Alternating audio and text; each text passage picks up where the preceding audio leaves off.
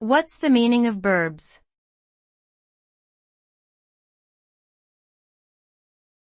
Burbs.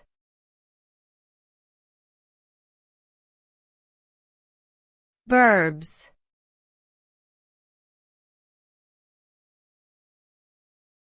Burbs.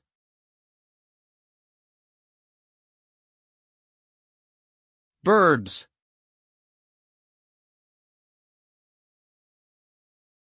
Burbs is a colloquial term used to refer to suburban areas, which are often located on the outskirts of cities or towns. These areas are typically characterized by their residential neighborhoods, shopping centers, and other amenities that cater to families and commuters.